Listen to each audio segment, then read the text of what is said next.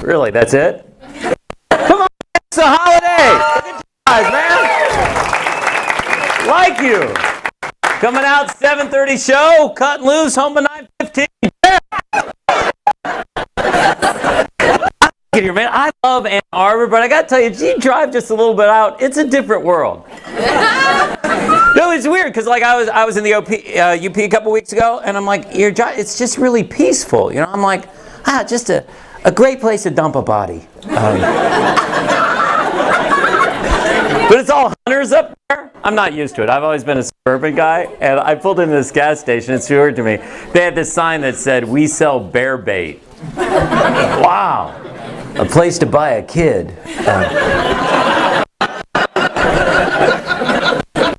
You guys are so friendly. This just happened. I was at your Starbucks, right on the street, and I'm waiting in the line, and this guy's kind of looking at me, and it kind of weird. I'm like, "What is your deal?" It's like, "Hey, buddy, anyone ever tell you your eyes and your nose, you look like Sylvester Stallone?" Rocky? Yeah, I'd say Rocky 1, 13th, 14th round.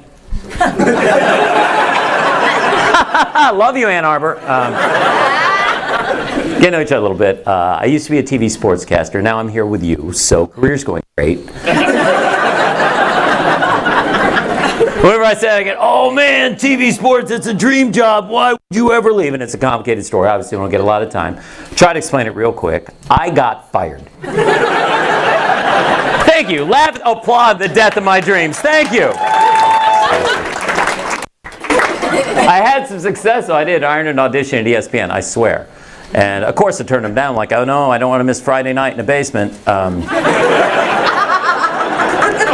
There's a chance I made that last part up. But I did get the audition. I didn't get the offer. I was runner-up. And the reason I didn't get the job, and I swear this is what they told my agent, they said, "Looks are a concern." Seriously, dude? Come on, man, that hurts. So I asked my agent, I'm like, "Adam, tell me exactly what ESPN said." I got it written down. Hold on. The worldwide leader in sports said, "You look like a Muppet." Was at least animal? No. Remember those two old guys in the balcony? I'm going to regret telling you guys this. But when I met Tanner a little while ago, he's like, "Bill, listen, I watched the Sports Center. They've hired some new guys. They're actually kind of ugly. You should reapply."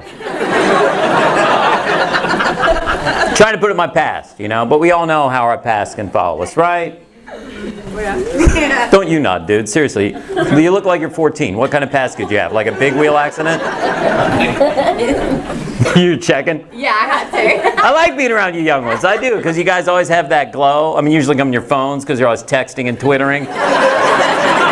5 minutes ago, you're all like, "We're surrounded by old people. Hashtag cellulite." Well, that got pretty weird pretty fast, didn't it? Make sacrifices chasing your dreams. So never married, never had kids. So look out, a bunch of you guys are parents. Yeah, it's on your faces. You got that look of shattered dreams. Here's the deal, like I'm starting to notice that I get older, like maybe I missed out on something. I saw this beautiful father-son moment. I was passing through this area in September, still sticking with me. Little Junior's out, had the elbow pads, knee pads, little helmet. He was learning to ride his bike. I'm like, "Aw, I know, I'm 23. Maybe I'd like kids more if I had a more normal childhood. Child's fine, suburban middle class, not a big deal. Just my parents are immigrants, came over from Turkey. In that part of the world, so many cultures overlap. People just pick up languages really easily. Like my mom, get this, she didn't know English when they moved to America, taught herself by watching television. That's amazing, till you realize what was on. I coming off the school bus as a kid, "Mom, I'm home." She comes down the steps, "Dynamite!"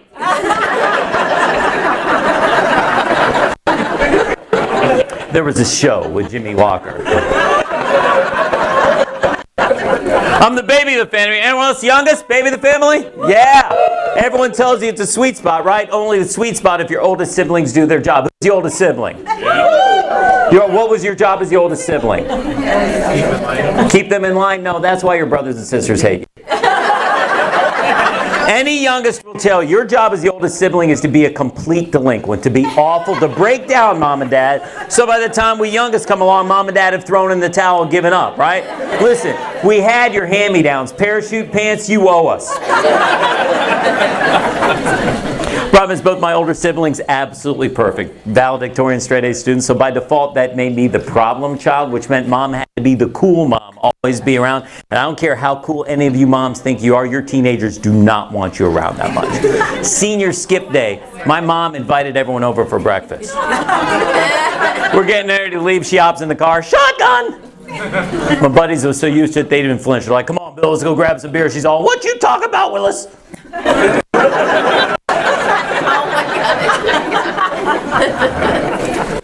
It's like, dude, she's with you, she's beautiful. She's like way out of your league. You guys like engaged or anything? You're married? Good, man, lock that door before she's sobered up.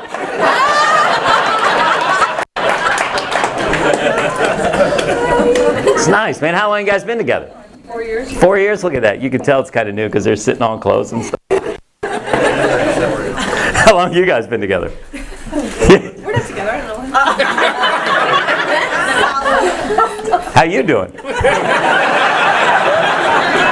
Well, she sold out on that quick, didn't she? I like you people that have been together a long time. You do, because like my best friend's in a new relationship, and he's kind of getting annoying, you know, because he's always walking around like overly happy. I mean, nothing like you. Look at those two, 4 years. You know, tonight before they came, they spent half an hour going, what do you want to do? I don't care. What do you want to do? I don't care as long as I'm with you. See, after a couple of years, like, as long as I'm with you, my night's shut.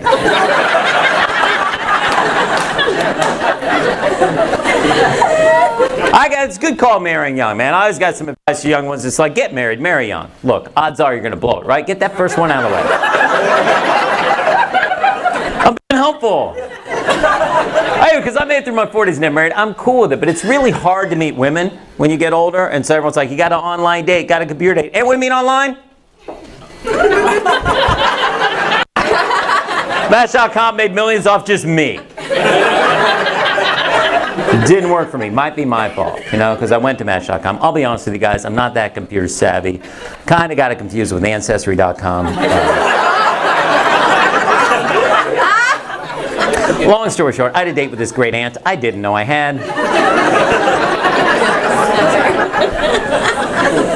One of the reasons it's tough is like I'm really shy. I do this for a living, but I'm really shy. And there was this woman I was dying to go out with, and finally got the nerve to ask her. This is what she said very quietly. You can do better. No, then she said a second time, a little bit louder, you can do better. And it made sense once I realized she was talking to herself. No, it's not that funny. You get older, everyone's talking about cougars and stuff, you know? Yeah, I don't know, man. Tell you what, I'll share this with you. When I was younger, one of my buddies dated a cougar, and we're all like, man, that is so cool. Listen, dude, now we're in our 40s, they are still together. Not so cool. He's making it work, though. He is. Listen, she just had a birthday. You know what we got her? Her first cell phone. Actually, it's a life alert. She only has to make one call. Why do I feel like I'm having more fun than you? Got so weird being older and single. Everyone treated me so different. I said do something drastic. So I got myself, what do you call it, a girlfriend? And no, I think it's going well. Honestly, because for our anniversary, she got me a membership to eHarmony. I said that last night. There's this couple right here. I hear the lady go, that's a really good idea. I hadn't been in a lot of relationships, so she tries to use that knowledge against me in this relationship. She's like, we have to have pet names. Everyone has pet names. You know, that's not cool. That's not how she sounds. It makes her sound like a cartoon. I've been worried. Let me try this again. We have to have pet names. Everyone has pet names. Oh, you guys know her? Well, I don't know if that's true. So everyone will go, I asked the pet name. Think like you guys. Do you guys have pet names? Oh, you holding out on me, Pookie? See, no guy wants to do it, but it's your wife, you love her, and at some point you'll do anything just to shut her up. Dude, do not laugh at that. She kept harping on me. No one wants to do it, right? She kept harping on me, so finally I gave in, so I named her Trixie. And she calls me Thor. All right, she doesn't, but it'd be really cool if she did. Listen, I always ask a pet name thing, and I was in Owasso. That's right, I'm a big deal. And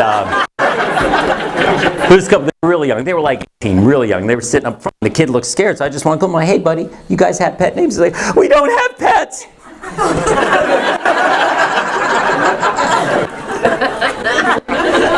Get this, Trixie's a lawyer. How about that? Whenever I say that, guys are like, oh man, you got a sugar mommy. And it's true, she makes a ton of money. But you don't understand the pressures of being a trophy dude.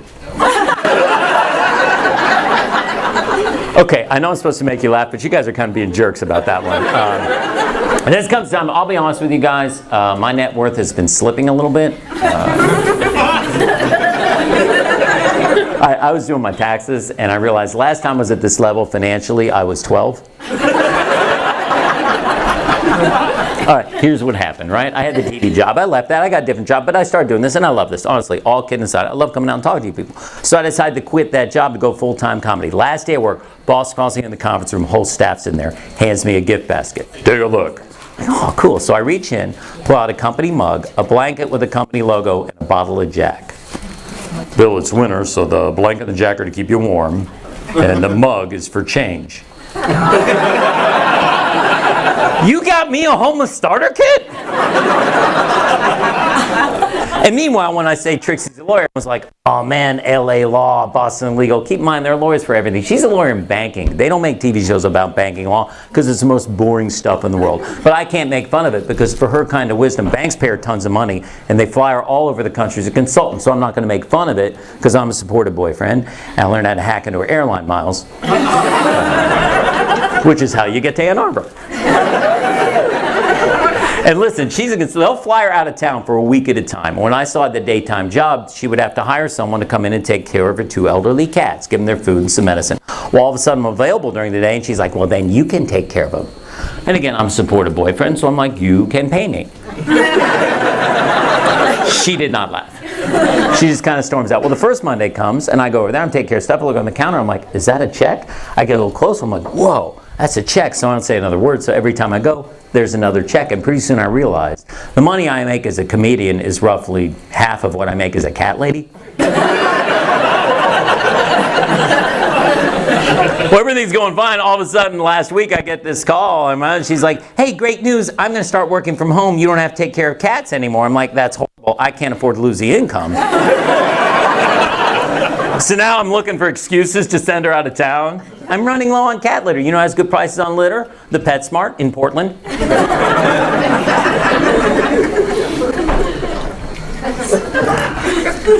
Dude, you guys are like a really good-looking couple. I can't tell which one of you is prettier. You're like really nauseating. You know, every night before they go to bed, they're like, you're beautiful. No, you're beautiful. Into the mirror.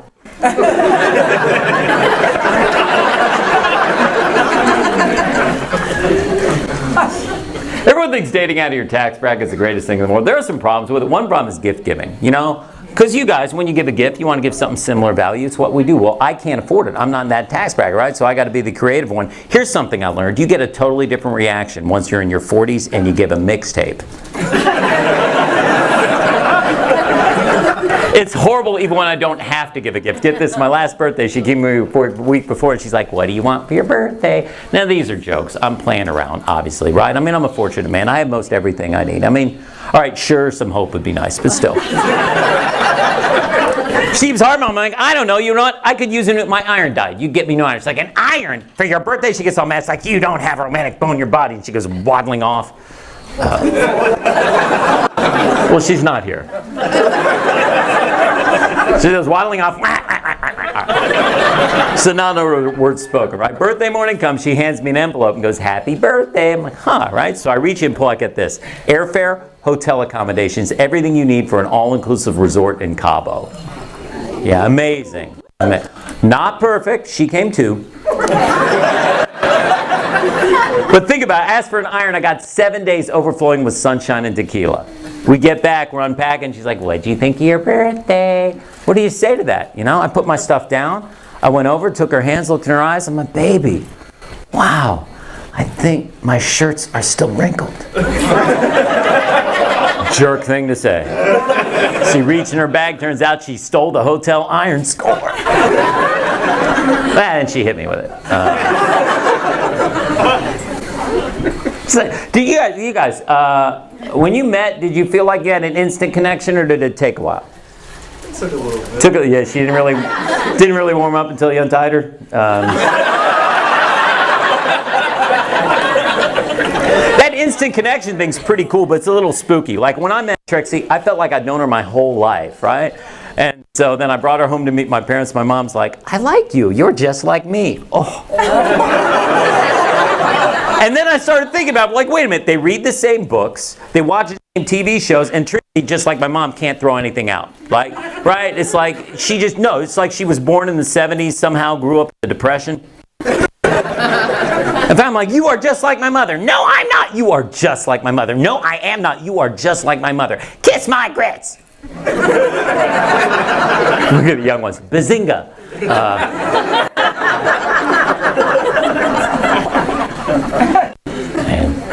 So naturally we moved in together, and here's something like you guys dude, you guys are married. Any guys here live alone? Like you live alone? Well, parents' basement doesn't count. But see, the thing is, when you live alone, you're responsible for everything, but it's not a big deal because you know what you got. If you run out of something, you go to the store and get it. Not a big deal. But here's something I learned. Once you live with a woman, if you're going to the store for anything, you have to check with her and see if she needs anything. And she always does. Because heaven forbid the princess gets off the couch and misses one episode of Dancing with David Hasselhoff. Sexy Vampires of Ypsilanti. Maybe something less believable like The View. But she always needs the same thing. Ready for this? Cat food. That's it. Cat food. I don't hate cats. I mean, I'm a dog person. I grew up with dogs. If I get another pet, I go with the dog. Because I look for in a pet is something that's, what's the word? Fun. But I don't hate cats because after living with them a little while, I realized there's nothing to hate. Cats don't do anything. A cat as a pet is pretty much a furry plant. But it's just annoying because it's always with a cat. But like, get this. Here's an example. Buddy of mine just bought a new TV. And you know how they're getting bigger and affordable. And he keeps wanting to show it off. He's like, come over, we'll watch The Notebook. I'm running out of excuses. I'm like, we're running errands. I'm like, fine, let's grab some beer. Wine coolers. So we're in line, and my phone vibrates. I'm like, I'm like, oh, dude, I can't use the express line. I got to go back and get some Meow Mix, because that's how I roll. But why are you always getting cat food? She only owns 2 cats. True, but here's the deal. There was a stray, and she felt bad, so she gave it some food. And to everyone's surprise, and when I say everyone, I mean Trixie, that led to more strays, to which she said, you'll just have to get more food. Part of her initiative called No Kitten Left Behind. So now I'm paying for another social program. Well, No Kitten Left Behind explodes, not just in our neighborhood. Pretty soon cats start coming from other neighborhoods. So now it's an immigration issue. It just says, well, got to build a wall.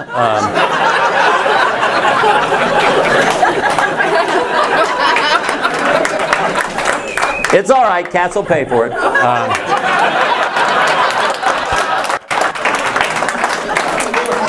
So we build this wall, overlook one thing. These are cats. Now, I don't know if you've ever seen a cat, but they have claws, so they climb the wall. So now I got to set up a border patrol. So I hire a couple rednecks, costing like 2 cases of Pabst. Well, you know, that's like $8, right? So in doing a ride along, once you know we get our first bust, you probably see this coming. It's a Mexican hairless. Doesn't have his papers. So I'm getting ready to deport him, then it hits me. I'm like, wait a minute, ever since little Paco's been coming around, yards never look better. Because Paco's willing to work. The Mexicans do a damn thing. And they were happy for it. I come home, they give me a gift on the porch, usually a mouse, and they still thought they But I realized the more cats that came around, the less work they did. I'm like, you know what? I think they formed a little cat union. Because it's carved in the left shoulder fur, feline 454. And I support organized labor. I know a lot of people don't, but I do. Because throughout history, when unions have been broken, management's taken advantage of the workers. But I understand why people get mad at unions, because they keep asking for more and more, even when the company can't afford it. Like right now, I'm giving the cats water while I'm drinking out of the tap. I have to. It's in their contract. Here's something else I learned. You leave food out for cats, you know what else you get? Other animals. Anytime I come home, there's a groundhog or a possum. Lately, there's this homeless guy named Phil. Phil destroys the litter box.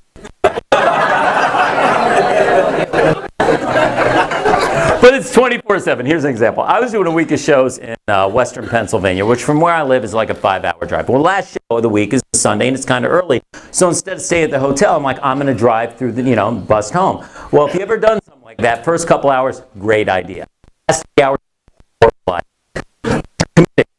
through it, not get home. So I drag my bag up the stairs, and my head hits the pillow. I hear this. Again. I turn and look outside the window. The other side of the screen is this raccoon. Now, he's not aggressive. He's certainly not afraid. And this is where the story gets weird. He waits till we lock eyes. Holds up his paw, right? Reaches down where I can't see it. When he brings it up, he's holding a bowl. Tilts it to show me it's empty. Steps back, gives me one of these. I turn to Trixie. I'm like, you put in a drive-through? 3 in the morning, I'm screaming at the scanner. It's like, pull the second window. The point to all of this, and there is a point, is after the show, buy one of my t-shirts.